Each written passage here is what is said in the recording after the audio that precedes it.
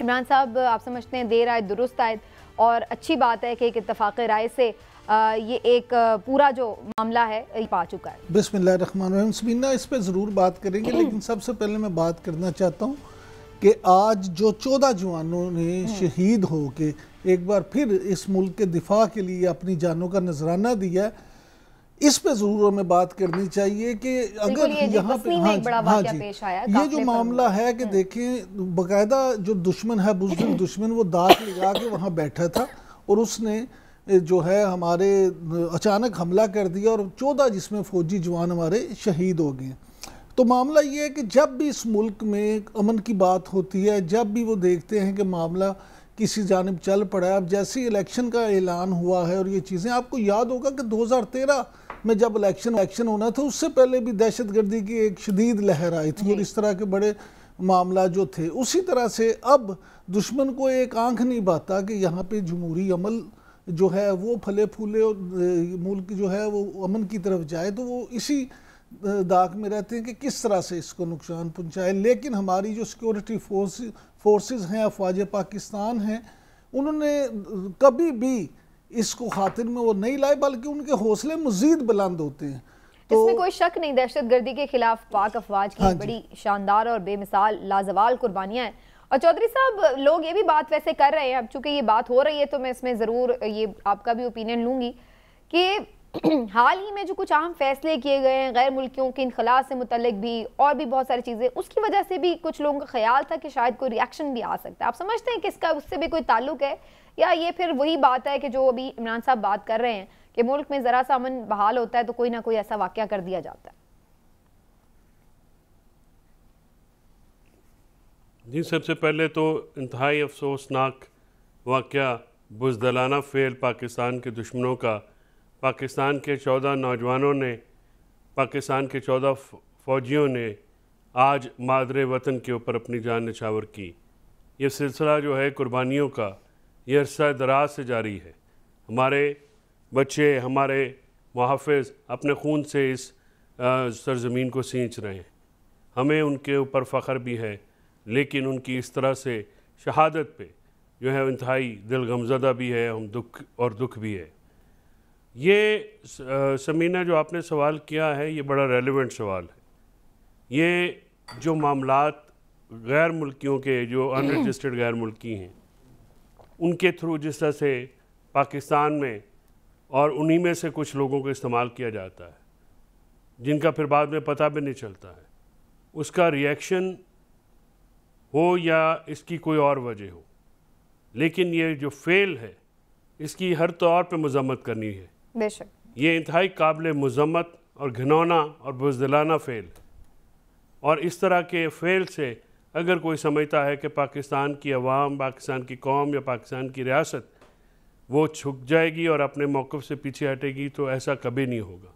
और सब दुश्मन को ये भी याद, जवानों पे फ़ख्र करते हैं, शहीदों पे फ़ख्र करते हैं। और चौधरी साहब, दुश्मन को ये भी याद रखना चाहिए कि इस मामले में पूरी कौम जो है वो रियासत पाकिस्तान के साथ खड़ी है, और दुश्मन को धूल छुटाने के लिए किसी तरह के भी एक्शन से दरेग नहीं किया जाएगा, और किसी की भी साजिश जो है वो कामयाब नहीं होने दी जाएगी। बिल्कुल बजा, और अफवाज पाकिस्तान के साथ पूरी कौम शाना बशाना खड़ी है, और दहशतगर्दी के खिलाफ जो उन्होंने एक पूरा ऑपरेशन किया, इस तरह की मिसाल पहले हमें नहीं मिलती है किसी भी मुल्क के हिस्से में, किसी भी दुनिया के मुल्क में। तो बहरहाल जी, आगे टॉपिक्स को बढ़ाते हैं। जैसे इंतखाबात की बात हो रही थी, तो इमरान साहब, ये आप समझते हैं कि ये एक खुशाइंद बात है? बहरहाल 90 दिन में ना सही, लेकिन बहरहाल एक इत्तफाक़ राय से तारीख तो आ गई।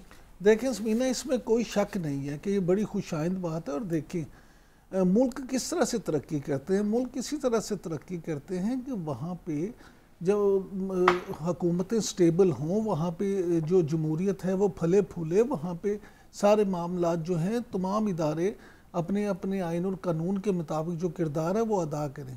तो मैं ये समझता हूँ कि इस वक्त सुप्रीम कोर्ट ऑफ पाकिस्तान ने भी जो किरदार अदा किया है, और जिस तरह से उन्होंने ये मेक श्योर किया कि आखिरी भी उन्होंने ये कहा कि नहीं जी, आप सदर पाकिस्तान के पास जाएं और वहाँ से जाके उनसे मुज़ाकरात करें और उनसे इस पर मंजूरी लें, ताकि फिर बाद में कोई ऐसी चीज़ ना हो कि जिससे इंतखाबात फिर किसी तरह से इल्तवा का शिकार हो जाए। तो ये बड़ी अच्छी बात है। मुल्क में जमहूरियत जो है। लेकिन इमरान साहब ये तो बात आपकी ठीक है, खुशाइंदी और बिल्कुल इसमें सुप्रीम कोर्ट के किरदार को सराहा जाना चाहिए, लेकिन सवाल तो फिर ये भी है कि जो 90 दिन में एक टाइम था, टाइम बाउंडिंग थी कि जी 90 दिन में करवाना है, उसको यकसर ही अगर एड्रेस ना किया जाए और उसको इतना लाइटली लेके हम छोड़ दें कि चलें जी 90 दिन तो प्रैक्टिकली नहीं रहा, अब चलें जी ये जो, तो ये आप नहीं समझते हैं कि आगे के लिए तो ये हमने एक रीत रिवायत सेट कर दी है प्रेसिडेंट, जिसका जब दिल करेगा अब करवाता फिर। समीना, बड़ा लॉजिकली आपका बड़ा स्ट्रॉन्ग पॉइंट है ये। देखें, कोई भी ज़ेशूर इस पॉइंट को, इस सवाल को इग्नोर नहीं कर सकता, लेकिन प्रॉब्लम ये है कि जिस तरह से कुछ महीने पहले तक सुप्रीम कोर्ट का माहौल बना दिया गया था, और वो फिर वही बात जो हम पहले भी कई दफ़ा डिस्कस कर चुके हैं, फैसल चौधरी साहब भी ये कह चुके हैं, मैं भी, हम सब इस पे बात कर चुके हैं कि सुप्रीम कोर्ट ने जो कमज़ोरी उस वक्त दिखाई, तो उस वक्त सुप्रीम कोर्ट अगर कमज़ोरी ना शो करती और उस पर अमल दरामद करवाती, अपने फैसले पे खड़ी होती, तो शायद आज हम ये बात ना कर रहे होते। तो अब जो है सुप्रीम कोर्ट ने, मैं समझता हूँ कि अपने इदारे को ना सिर्फ एक फैसले से मजबूत किया है, बल्कि मैसेज भी ये दिया है कि अब जो फैसले होंगे उन पे अमल दरामद भी करवाया जाएगा और पैरा दिया जाएगा। बिल्कुल ठीक है। अब मैं चौधरी साहब आपसे तो ये सवाल कर ही नहीं सकती कि आप क्या समझते हैं अभी भी के इंतखाब होंगे या नहीं, क्योंकि इस बात के लिए तो चीफ जस्टिस साहब ने सख्ती से मना कर दिया है। तो ये वाली बात अगर किसी के जहन में है तो वो कह रहे हैं कि वो सिर्फ अपनी बीवी से कर सकता है, मीडिया पे नहीं करनी, लिहाजा इस पे तो हम डिस्कशन नहीं करेंगे। लेकिन आप ये फरमा दीजिए कि आपके नज़दीक 90 दिन की बात को वाकई ऐसे लाइटली लेना चाहिए, या इस बात पे चूंकि गुफ्तगू तो हुई है कि किसने नहीं दी, क्यों नहीं, इस पर किसने आईनी जिम्मेदारी पूरी नहीं की गई, तो क्या किसी के खिलाफ कार्रवाई भी करनी चाहिए इस पर?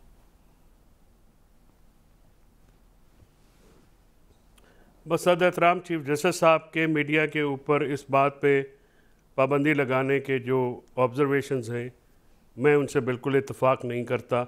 ना ही उनका ये काम है कि वो मीडिया को डायरेक्शंस दें कि कौन सी बात वो करना चाहते हैं, कौन सी बात वो नहीं करना चाहते। इसके लिए पैमरा है, वो देख लेगा। दूसरी बात ये है कि अगर आप फ्रीडम ऑफ स्पीच के ऊपर पाबंदी लगाएंगे, आप तो एक जो है लाइन ड्रॉ कर रहे हैं।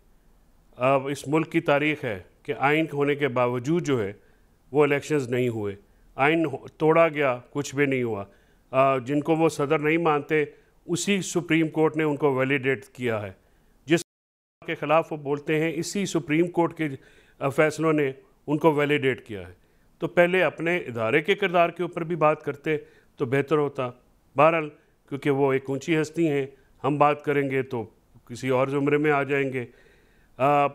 आप जहाँ तक आपके सवाल का ताल्लुक़ है समीना, बात यह है कि इसकी वजूहात 90 दिनों में इलेक्शन ना कराने की, इसमें तो जो PDM की में शामिल जमातें हैं वो तो बज़नफ़्स नफ़ी शामिल हैं। जब आप ख़ुद जो हैं आखिरी दिन असम्बली के ख़त्म होने के जो है उससे पहले सेंसस को जो है वैलिडेट करेंगे और एक बहाना दे देंगे उन इदारों के हाथ में जो इलेक्शन जो है डिले कराना चाहते थे, तो फिर आर्टिकल 51 को भी तो इग्नोर नहीं किया जा सकता। तो जो आर्टिकल्स हैं आइन के, तमाम को एक हारमोनियस वे में पढ़ा जाता है। कानूनी तौर पे ये प्रिंसिपल है कि मुतवाज़न जो है वो तशरीह की जाती है किसी भी चीज़ की। कोई आइसोलेशन में नहीं आ पड़े जाते। के जो सेंसस का हुआ, हल्का बंदियाँ जो हुई हैं, वहाँ उसके बाद ही जो 54 जो डेज़ हैं या उसमें करीब तरीन जो तारीख़ है वो हो सकती थी। तो ये आर्टिकल 254 है गालिबन, जिसमें ये कहा गया कि अगर किसी वजह से आइन के किसी हिस्से पे अमल ना हो सके तो वो गैर आइनी अमल नहीं हो जाता। लेकिन इस बात से मैं आपकी बिल्कुल इत्तेफाक करता हूँ कि इलेक्शंस का जो टाइम है उसके ऊपर कॉम्प्रोमाइज़ नहीं करना चाहिए, क्योंकि इलेक्शन जो हैं जितने डिले हुए हैं पाकिस्तान में, अगर पिछले अप्रैल में हो जाते तो एक स्टेबल गवर्नमेंट आती और पाकिस्तान की और मुल्क पाकिस्तान को ये सूरत हाल जो आज वो देख रहे हैं हम सारे, वो हमें विटनेस ना करनी पड़ती। आपने पिछले साल अप्रैल की बात की चौधरी साहब, इस पे मैं आपकी एक और ओपिनियन लेना चाह रही हूँ। आज चीफ जस्टिस साहब ने जो ऑर्डर तहरीर किया है उसमें उसने उस असेंबली का भी जिक्र किया है जो पुरानी असेंबली, जब इमरान खान साहब ने जो तहलील की थी, आरिफ अलवी साहब ने उसकी वैलिडेशन की थी, उन्होंने उस अमल को भी गैर आइनी करार दिया। तो मेरा आपसे सवाल इस पर यह है कि उस असेंबली का तो इससे कोई आज के इंतखाबात के हवाले से जिक्र ही नहीं था, क्योंकि अब तो असेंबली जब 8 अगस्त को 9 अगस्त को तहलील हो गई, उसके बाद की आगे की बात थी। वो वाला तो मामला साबिक चीफ जस्टिस तय कर चुके थे उमर अता बंदयाल साहब, जब उन्होंने कासिम सूरी की जो रूलिंग थी उसको कलअदम करार दे दिया गया। तो उसका जिक्र उन्होंने आज के हुक्मनामे में करना क्यों जरूरी समझा और कहा कि सदर ने उस वक्त गैर आईनी अमल किया? देखिए, 5 मेंबर बेंच जो है इस पे अपना फैसला दे चुका है और ये मामला आज अदालत के सामने नहीं था। मैं नॉर्मली जो है अदालत के सामने जो चीज़ ना हो उसके ऊपर जो है ना ऑर्डर किया जाता है ना ऑब्जर्वेशन दी जाती है, लेकिन हमने देखा है कि कुछ सियासी मामलात जो पीछे हुए हैं उन मामलात को लेके जो है अदालत में काफ़ी ज़्यादा गुफ्तगू भी होती है आजकल, और खैर पहले भी होती थी लेकिन आजकल कुछ ज़्यादा हो रही है। मैं समझता हूँ कि आज का जो ये उस असम्बली से मुतालिक जो ऑर्डर में लिखा गया या नहीं लिखा गया, अभी तो मैं ऑर्डर जो है वो पढ़ना पड़ेगा, लेकिन जो मीडिया रिपोर्ट्स आई हैं उसके मुताबिक जो बात हुई है, मैं नहीं समझता कि अदालत को उसके ऊपर जो है वो कोई राय ज़नी करने की आज ज़रूरत थी, क्योंकि मामला जो है वो अदालत के सामने नहीं था। जब एक चीज़ आपके सामने नहीं है तो फिर आप उसके ऊपर जो है राय ज़नी करेंगे तो वो गैर ज़रूरी भी होता है और कानूनी तौर पे वो दुरुस्त बात भी नहीं है। जो आज का मामला था वो 90 दिन के अंदर इलेक्शन कराने का है, जिसको सुप्रीम कोर्ट ने एक बड़े खुशाइन तरीके से जो है उसको निपटाया, और इलेक्शन कमीशन को भी ये बावर कराया कि सदर का जो ओहदा है, जो ऑफिस है, उसमें जिदबाजी नहीं की जा सकती, तो आप वहाँ पे जाएं। और सदर का कोई किरदार बिल्कुल खत्म नहीं हो गया इस चीज से। ठीक है, बादल नखास्ता जो है वो जाना पड़ा। जो सदर की बात की है ना, मुलाकात की, जाना पड़ा, मैं इसके ऊपर भी बात करती हूँ। जो इख्तियारात हैं उनको भी सुप्रीम कोर्ट ने ये तशरीह कर दी कि उन्हीं के पास इख्तियार है कि जब असेंबली वो तहलील करेंगे तो वो तारीख भी वो देगी।